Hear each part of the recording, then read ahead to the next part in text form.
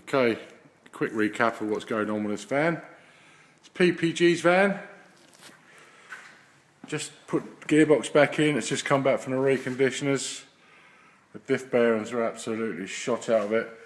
The consequence of that is, let's turn the light on.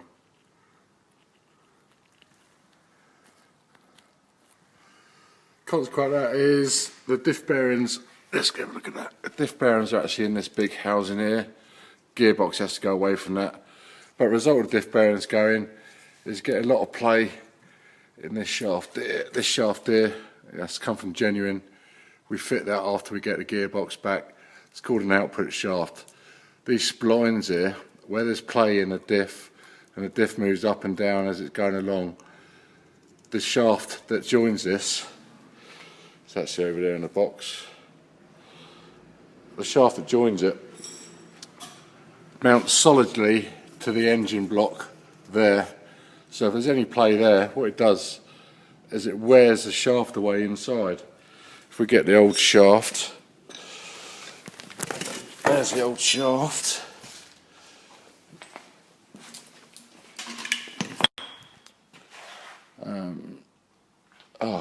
The old bit it's been left at the gear. The old bit's been left. What it does is when it shakes about, it wears the insides of those shafts down in there. I don't know if you can see inside there about an inch and a half. You can see where the splines are a lot narrower, if you like, where the shaft hasn't been. That's what the shaft should look like all the way through. So, bear in mind this shaft there was put on just over a year ago. Also, the other side of the shaft, you can see this shaft here. Oh, that's not even 6 months old, that shaft. And what it's done is this bit here connects to the other side of the gearbox. And where the diff's been shaken around, it's literally rattled this joint, even though it's less than 6 months old. It's rattled this joint to pieces. So, on with a new shaft. While we took the gearbox off, we changed the rear main oil seal. Now the rear main oil seal on one of these Volkswagen engines is actually a bit of a task to change because it holds the crankshaft sensor and it also incorporates this little, what looks like a seal, but it's not actually a seal. It's actually a timing ring for this sensor here. Now to install that, you need to hire a tool. Looks weird, looks like it just bolts on, but unless you get this exactly the right place, the van won't start properly, won't run properly. So we had to hire a tool to get that in. That's all in and done, that's not a problem. So I'm going to fit the shafts back in now. Okay, that's our cylinder head. It's just come back from the machine shop. All nice and flat. What we've got to do now is stick all of those bits back together. Let's get the head done. What we've done already is, let's turn the light on, is we've put a new water pump up there. New idler. That's the water pump.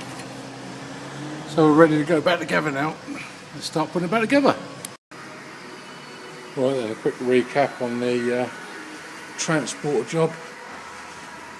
This is one of the bits it came in for. That was a corroded water pipe.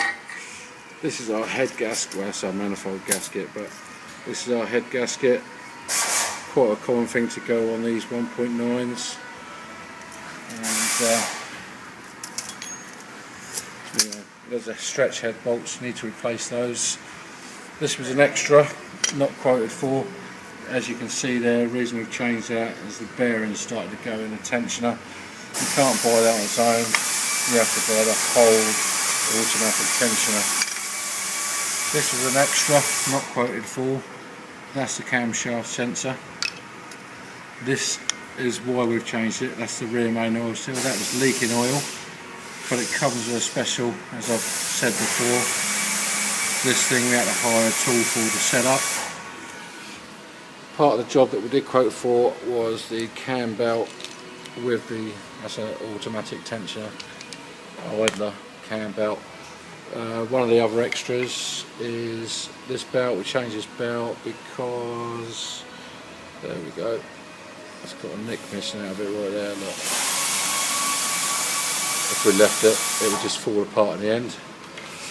Another extra, wasn't quoted for, set of glow plugs. Tested these because we had to take them out of the cylinder head and 2 of them weren't working, so let's have a set. There's a dual mass flywheel. This is actually one of the worst I've ever seen. It actually moves all that way before it moves the whole thing. One of the worst I've seen. There's the clutch, it's down on its rivets. There we go, look. It's actually worn right out. Pressure plate comes with a clutch kit. Thrust bearing comes with a clutch kit. You can hear that, it's terrible. There's the other extras, one of the drive shafts, and there's the other drive shaft. Both worn out prematurely due to the gearbox having so much play in it, rattled them to pieces. One of the other extras, didn't quote for, that's a water pump. Needed to change this water pump as it was leaking. There's another extra. This steel pipe here, this steel pipe goes to the turbo, and the reason we changed it is when we was undoing it, rather than the nut turning, it actually twisted the pipe. As soon as it twists the pipe, it narrows the pipe, and as soon as it narrows the pipe, you get oil pressure problems, and we don't want to do that, so we had to have a new pipe. So there's a quick summary of the bits we've used. Time for road test. Well, we're going to go for a start up. Get the mileage while we're here. Starts up lovely.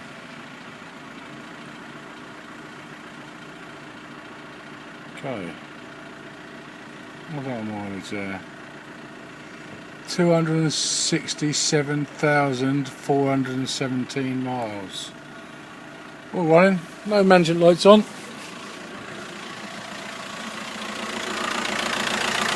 All nice and clean under the bonnet.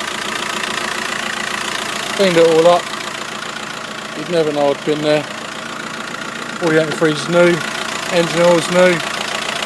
As you can see on this van, what I had to do is replace loads of the bolts, all the bolts.